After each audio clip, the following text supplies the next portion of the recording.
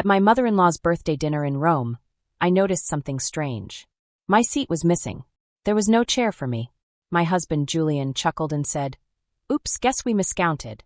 The rest of the family laughed. I felt my heart sink, but I stayed calm. I looked around the table and said, "Seems I'm not family," and I walked out. At first, they didn't understand what I meant. 30 minutes later, they realized what I had done. I had canceled the whole event, every single thing. The restaurant, the catering, the entire party. Their faces turned pale. I stood there and said again, my voice steady even though I felt like my chest was shaking from anger and hurt, "Seems I'm not family." 12 pairs of eyes stared at me. Some looked shocked. Some looked almost pleased that I had done it. Julian's soft chuckle from earlier, the one he had said as he realized my seat was missing, echoed in my ears as I walked away. Even though I felt embarrassed and hurt, I didn't cry.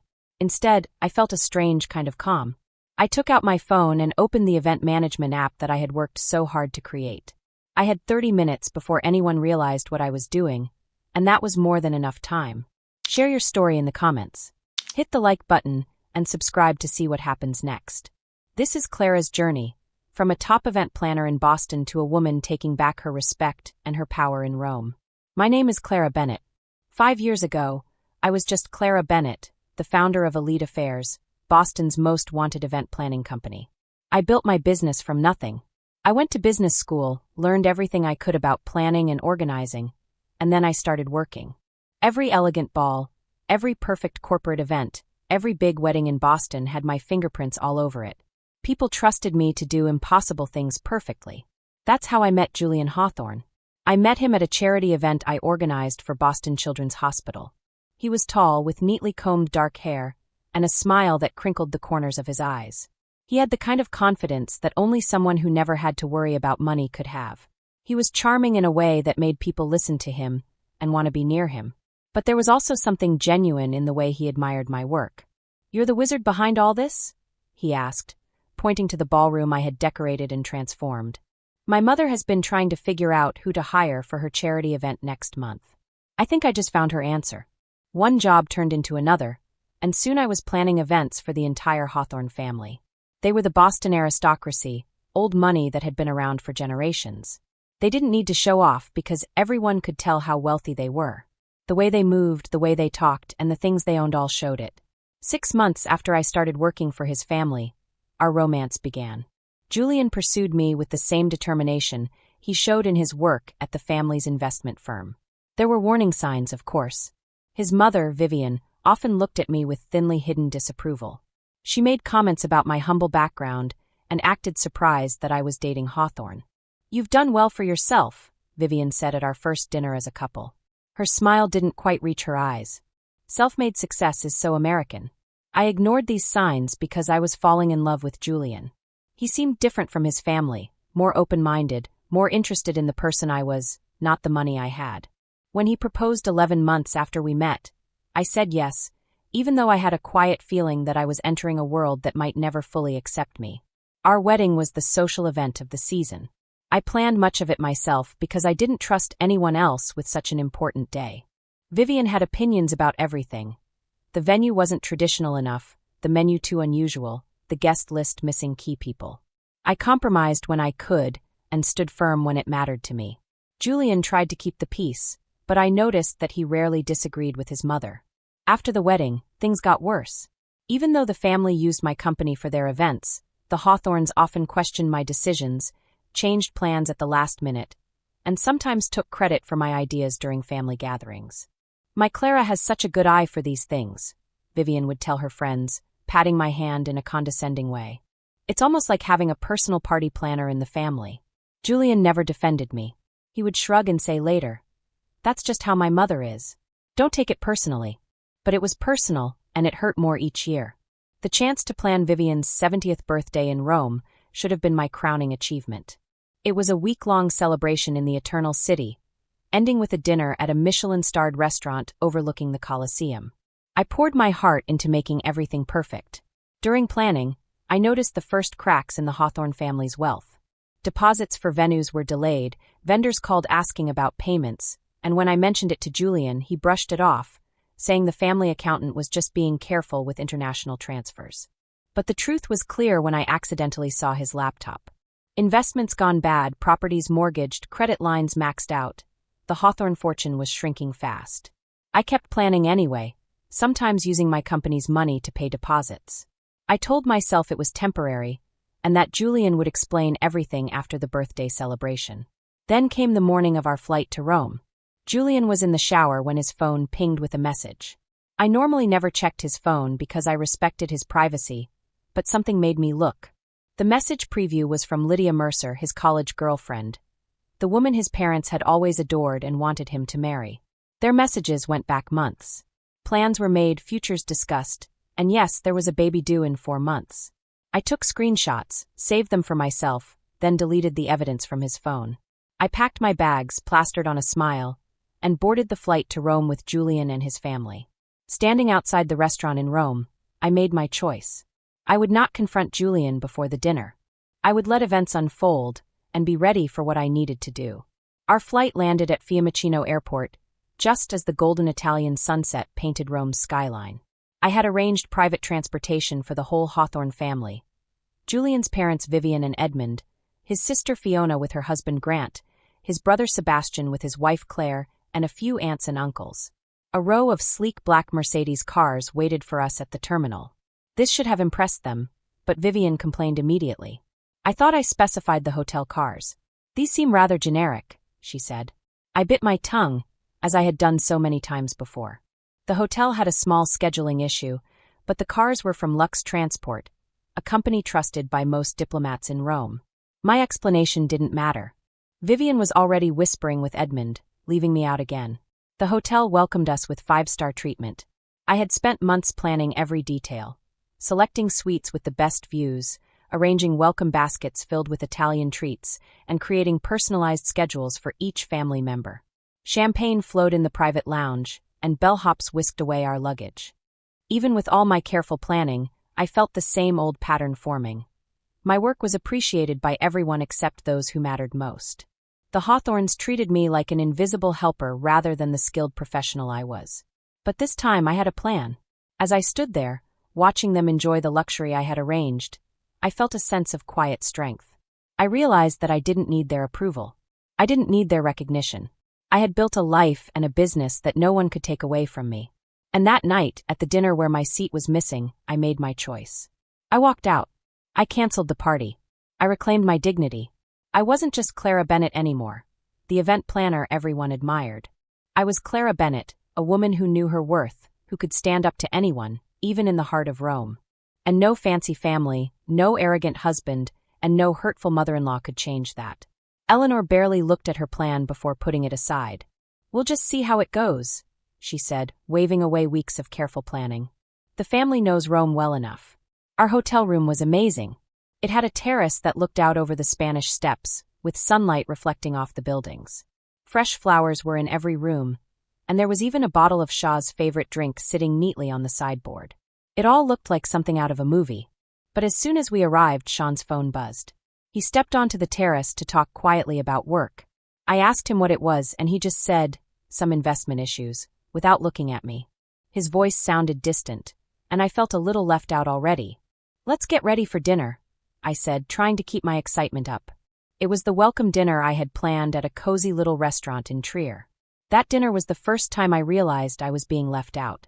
Somehow, the seating at the table had changed, and I ended up at the far end, far away from Sean, separated by his cousin and his aunt. During dinner, everyone laughed and shared inside jokes and stories about family trips to Italy that I had never been on. When I tried to join the conversation about the week's plans, Fiona interrupted me before I could say anything. "Oh, Clara, we've actually decided to go shopping as a family tomorrow instead of visiting the Vatican," she said in a light, smooth tone, like it was no big deal. "Family shopping?" I asked, confused and a little hurt. "You'd be bored, dear," Vivian said smoothly. "Why don't you use that time to check on the birthday arrangements? That's your expertise after all."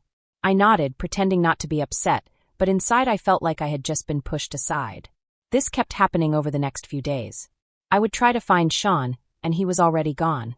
There were little notes scribbled about him meeting his father for breakfast, and the family would disappear for hours on trips that somehow everyone knew about except me. People whispered in corners of the hotel lobby, and the conversations would stop when I got near. Dinner plans suddenly changed to include old friends in Rome, who looked at me like they were watching to see how I would react. It all felt very strange and very unfair. On the third morning, I finally got proof of what was really happening. Sean rushed out to meet his brother and left his briefcase unlocked. I looked inside and my heart sank. There were papers for our separation, prepared by the family lawyer 2 months ago. The papers included a proposal for the divorce that gave me very little of what I should get. Even worse, there was a script showing how Sean would announce our divorce at his mother's birthday dinner, making it sound like it was our choice. My hands shook as I took pictures of the papers. Everything was written clearly. The perfect plan to get rid of me without embarrassing the family, timed so it looked like I was leaving on my own. Vivian's birthday wasn't just a celebration. It was going to be like the end of me in the Hawthorne family. I felt shocked and betrayed. Instead of confronting Sean right away, I decided to collect more evidence. Each day, I found excuses to be alone in our suite and search for more proof. I discovered bank statements showing big withdrawals to offshore accounts, emails about selling assets before anyone knew, and a handwritten note from Vivian saying, "Once this problem with Clara is over, Lydia will be welcomed back properly." Even though I felt angry and hurt, I kept my professional mask on. I continued preparing for the birthday. I checked the floral arrangements, met with the restaurant manager, approved the custom menu cards, and kept finding more pieces of the Hawthorne family's financial secrets. When anyone asked why I seemed distracted, I said it was because of last-minute event details. In reality, I was building my collection of proof, like a detective gathering clues. The morning of Vivian's birthday arrived bright and clear. I woke up early, slipping out of bed so I wouldn't wake Sean. The day's schedule was packed. A private morning tour of the Borghese Gallery, lunch at a vineyard outside the city, and then back to the hotel to prepare for the big dinner. As the event planner, I needed to arrive at the restaurant early to make sure everything was perfect. I was in the hotel's business center printing confirmations when I overheard Vivian talking on the phone. The wall between us was thin, and I could hear her voice clearly. "There will be 12 seats, not 13, she said firmly. "I don't care what the original reservation says. The seating is final. Her seat will not be included. It's a family matter. No questions." My blood ran cold. The missing seat wasn't a mistake, it was part of their plan. They wanted to humiliate me publicly and make it look like I left on my own. I closed my laptop, gathered my papers, and walked to the elevator. Inside, I pulled out my phone and began making new arrangements. If the Hawthorns wanted a memorable dinner, I would make sure it was unforgettable, but not in the way they expected. I arrived at the Aroma restaurant an hour before anyone else. The rooftop had an amazing view of the Colosseum glowing in the sunset. I carefully inspected every detail: the hand-calligraphed place cards, the flower arrangements with Vivian's favorite white peonies and roses, the champagne chilling on ice, the 7-course tasting menu, and the 3-tiered birthday cake. Everything had to be perfect. I wanted to make sure that, even though they planned to humiliate me, I could still control this event and make it something beautiful. "Is everything to your satisfaction, Senora Hawthorne?" Lorenzo, the maitre d', asked. "Perfect," I said, knowing this would be the last event I planned for the Hawthorns. My pride demanded nothing less than excellence, even if it was the last time I worked for them. I returned to the hotel and changed into my midnight blue Valentino gown, the one I had bought especially for tonight. While putting on my makeup, I looked in the mirror. 5 years of trying to fit into their world had been hard, but instead of breaking me, it had made me stronger. I had learned to stay calm under pressure and to take control when others tried to push me aside. The Hawthorne family gathered in the hotel lobby before leaving for the restaurant. I arrived exactly on time. Eleanor looked stunning in her Chanel outfit, her diamond necklace sparkling in the light. Sean's eyes widened when he saw me. Maybe he remembered what he once liked about me, or maybe he was thinking about how soon he could be free of me. "Clara, darling, you look lovely," Vivian said, kissing my cheek. "We're just waiting for the cars." The drive to the restaurant was short. Everyone talked about the day's activities, which I had been excluded from. In the elevator, Sean placed his hand on my back, a gesture that once felt caring but now seemed fake. The doors opened to reveal the terrace I had designed, transformed into an elegant dining space under the stars.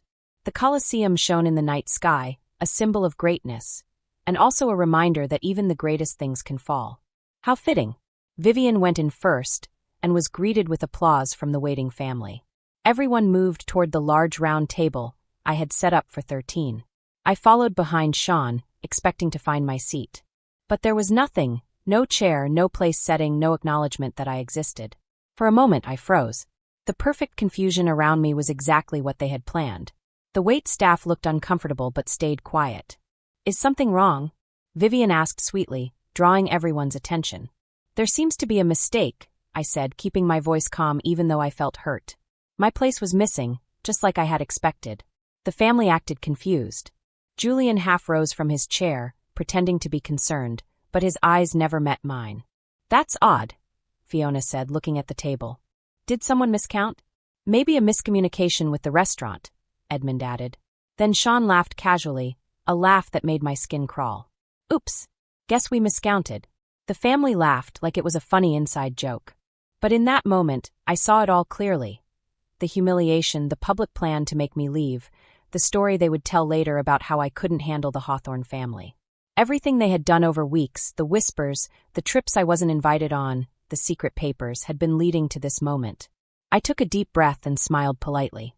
I didn't know what they expected me to do, but I knew I had control over my own choices. They could try to make me feel small in front of everyone, but I could still be strong. I had the truth, and I had my own strength. I looked slowly around the table, noticing everyone's faces. Eleanor was smiling proudly because it was her birthday. She had that perfect, shiny birthday smile that made her look like she was winning at life. Edmund looked uncomfortable, but he didn't say a word. He seemed to know something wasn't right, but didn't want to make a scene. Fiona and Sebastian were enjoying the show.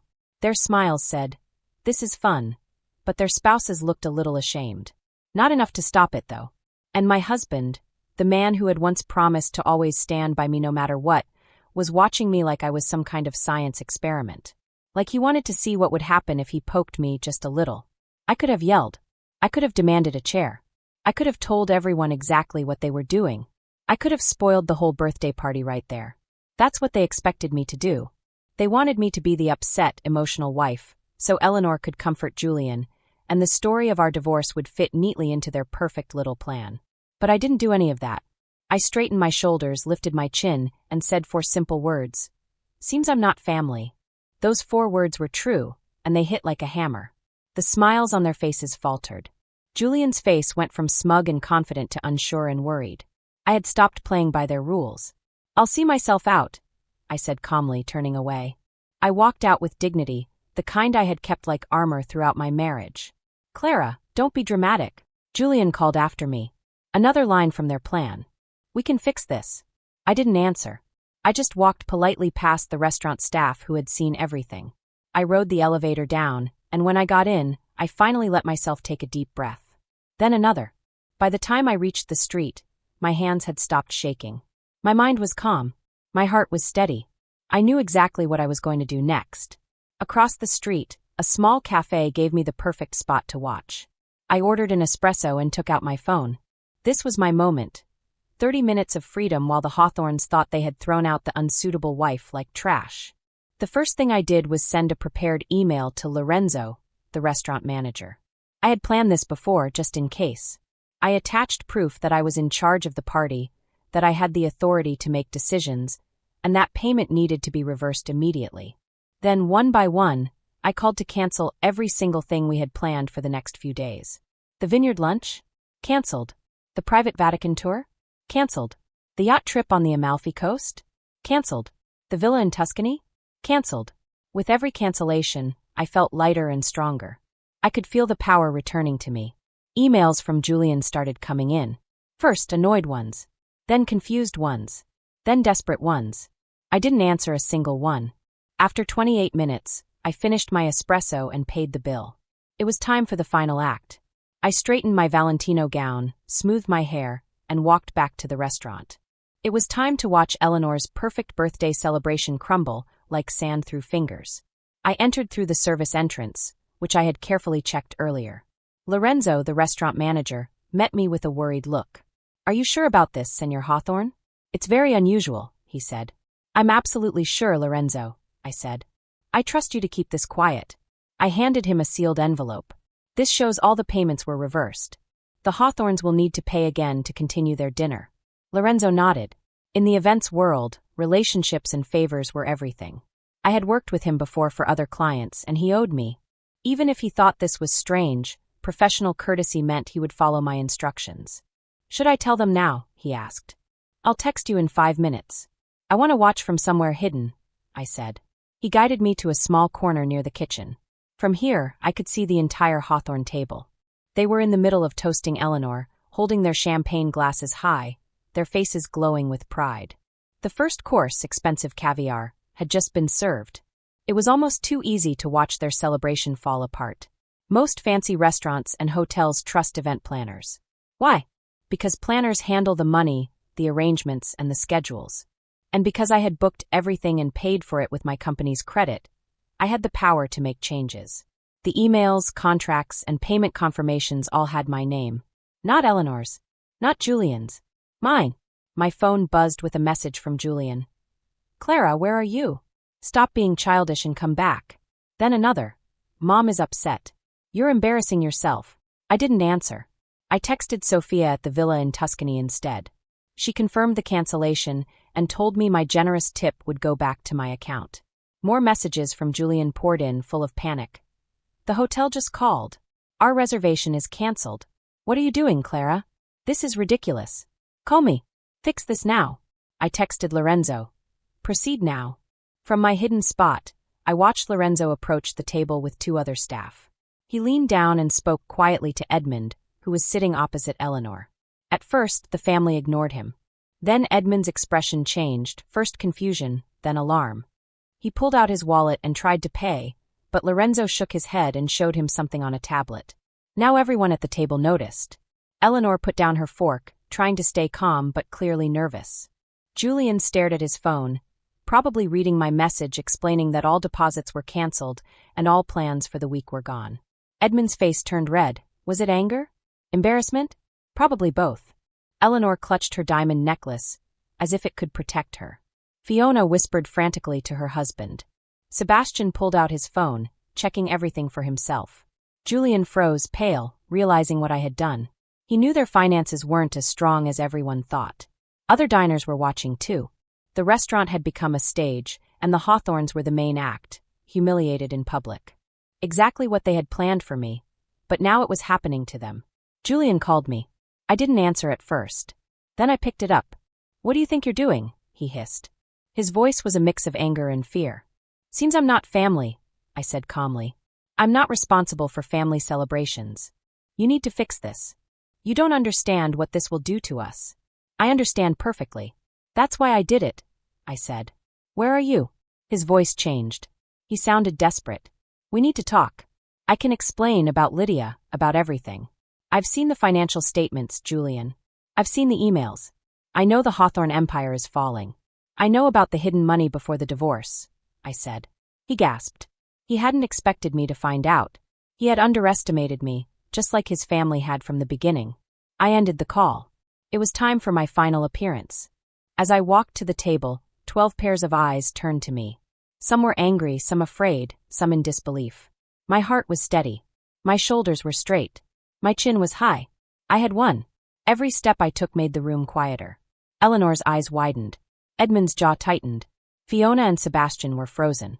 And Julian looked like he had just realized everything he thought he controlled was gone. I smiled slightly. Not cruelly, just calmly. I had taken back my power. I had stopped being the character in their story and become the author of my own. The room was tense. The staff watched quietly. Other diners were whispering, curious about the drama. I looked at each person at the table slowly, letting them feel the weight of my presence. My voice was calm but full of authority. I believe this concludes our discussion, I said. Eleanor tried to recover her perfect birthday smile, but it faltered. Edmund opened his mouth, probably to argue, but no words came out. Julian looked like he wanted to vanish into the floor. The entire table had lost control. I walked back to my hidden corner, standing tall, watching them struggle with their own plans failing. Every text, every call, every cancellation had been done perfectly. The power was mine again. And in that moment, I realized something very important. I didn't need anyone to fight for me. I didn't need anyone to understand me. I had found my own strength. I had taken back my life. I had become the person I was always meant to be, strong, calm, and unstoppable. The Hawthorns had thought they could humiliate me. But now they had learned a very important lesson. I was no one's puppet. I was free. I was powerful. I was done being a part of their story. Eleanor spoke first, her voice shaking with anger. "How dare you ruin my birthday?" I smiled, feeling calm inside. I had learned from the best, Eleanor herself. After all, wasn't this exactly what she had planned for me? A big, embarrassing moment in front of everyone. The only difference was that I changed the ending. Edmund shouted, "This is unfair. You had no right." I calmly said, "I had every right. I canceled every contract, every reservation, every arrangement. Everything was in my name, or my company's name. I just changed the plans a little. You'll regret this," Fiona said angrily. "When Julian divorces you, you'll get nothing." "That's where you're wrong," I said, looking straight at Julian. "I have copies of everything, the hidden money, secret accounts, and fake business deals. I'm sure the lawyers will find it all very interesting." They all went pale as they realized what I meant. But I didn't feel happy about it. I didn't feel angry or like I wanted revenge. I felt free. I turned and walked away from the Hawthorn family for the very last time. The next morning, I left Italy. I flew first class to Boston using points I had earned while planning the Hawthorn family's past trips. The irony wasn't lost on me. Behind me, the Hawthorn family was in trouble. Their perfect image, which they worked so hard to protect, was falling apart in front of everyone. Through the hotel concierge, I learned that they had paid for their dinner using Eleanor's fancy bracelet as collateral until they could send money. By the next morning, everyone in Rome's fancy hotels knew that the Hawthorn family was having money problems. The remaining vendors, who I hadn't personally canceled, wanted money up front instead of promises. My phone was flooded with messages, some threatening me, some begging me. I read them while sitting in the British Airways lounge in London, sipping a warm cup of Earl Grey tea. Edmund's message said, "This is illegal. Our lawyers will contact you." Fiona wrote, "You made the biggest mistake of your life." Sebastian messaged, "Did you really think you could humiliate our family without consequences?" Eleanor's message showed what she really thought. "I always knew you were mean. This proves it." But the most interesting messages were from Julian. They showed a family completely falling apart. "You don't understand what you've done. Dad had a small heart problem. Is that what you wanted? The Prestons and Whitmores saw everything. Do you know what this does to our reputation? The hotel wants all the money for the week up front. No guarantees will be honored. Clara, please. We need to talk. This is bigger than us." I didn't answer any of them. Instead, I sent all the financial documents I had collected to my lawyer and told them to keep them safe. If the Hawthorns tried to sue me, I would be ready. Back home, I hired a moving company to pack my things. I only took what was clearly mine, my clothes, my jewelry, my collection of first edition books, and the artwork I had bought before our marriage. Everything else, like wedding gifts or things bought together, I left behind. I didn't want anything that tied me to the Hawthorn family's lies or their complicated web of secrets. 2 days later, the Boston Globe published a small news piece in their society section. Investment Group faces inquiry. It said that the Hawthorn family had financial problems and that investors were asking questions. It wasn't front-page news, but people in Boston's fancy circles started talking. A week later, Julian appeared at my new apartment without warning. He looked tired, stressed, and a little scared. His polished, perfect appearance was gone, replaced by genuine worry. "You need to come home," he said quietly. "This is divorce, Julian. Not a negotiation," I replied. He stepped inside without asking and ran his hands through his messy hair. "The SEC is looking at Dad's accounts. 2 board members resigned. Mom had to cancel her charity because big donors pulled out." I allowed myself a small smile. "That's your problem, not mine. I have proof that you hid money from me and kept me out of important decisions. My lawyer says that's enough to protect me." Julian's face fell completely. He sank onto my couch with his head in his hands. "I never wanted it to be like this," he said softly. "What did you want, Julian? To marry me for my event planning skills? To use me to manage your social calendar while you reconnected with Lydia, and then discard me when I was no longer useful?" "It wasn't like that at the start," he said quietly. "I did love you, but not enough to stand up to your family or be honest about my affair." I stayed calm. Then he asked, almost in disbelief, "When is the baby due?" "How did you know?" I asked. "For months, according to the texts," I said. I nodded and added, "Congratulations." A heavy silence fell between us. Outside, the rain tapped gently against the windows of my new apartment. My new apartment was smaller than our old brownstone, but it was mine, and I had paid for it with money I had earned through my own hard work, not from the Hawthorne family. "I'll give you whatever you want," Julian said finally. "Just hand over those documents and sign an NDA. Name your price." That was the moment I realized the Hawthorne family still didn't understand me at all. Even after 5 years, they still thought I could be bought, that I was motivated by the same things they were. "I don't want your money, Julian," I said firmly. "I want my freedom. I want the truth acknowledged." I stood up, signaling that our conversation was over. "The documents stay with my lawyer. Unless you try to drag me down with you, I walk away with what's mine. You keep what's yours. And Lydia, and the baby, that's between you and your conscience." Julian's voice was barely a whisper. "I hope you'll be a better wife to her than you were to me." After he left, I stood by the window watching the rain fall harder. Over the next few weeks, the story of the Hawthorne family slowly unfolded. The Boston Globe ran a bigger article about the family's financial irregularities. Longtime clients quietly pulled their money out of the family's investment group. Eleanor lost her positions on 3 prestigious charity boards and became emeritus instead of active. Lydia's pregnancy became public knowledge when she was seen at her doctor's office wearing an engagement ring. It was clear to everyone that Julian and Lydia had gotten back together long before our marriage officially ended. Despite the scandal, my business thrived. People who had once looked down on me now respected my honesty and integrity. I wasn't a woman scorned. I was a professional who refused to be used and discarded. 6 months later, I received an invitation that made me laugh out loud. It was a request to plan Eleanor Hawthorne's next charity event. Apparently, desperation had overcome her pride. I politely declined, saying my schedule was full. The divorce was finalized without drama. Julian and Lydia married quietly, and their daughter was born 2 weeks later. I sent no gift. 1 year after that night in Rome, I found myself planning another event in Italy, a celebrity wedding on the Amalfi Coast. Standing on the terrace, looking out at the sparkling blue Mediterranean Sea, I felt something unexpected: happiness. Not because my marriage had ended, but because I was finally free. The Hawthorne family had tried to make me feel small, to make me feel like I didn't matter. Instead, they had given me something priceless: the chance to reclaim my life.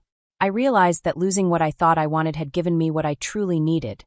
Not acceptance from a family determined to reject me, but the courage to reject a life built on appearances. I raised my glass to the setting sun, toasting the missing chair that had shown me exactly where I belonged. For the first time in years, I felt truly proud of myself. I had survived their games, and I had done it on my own terms. And that, more than anything, was the greatest victory of all.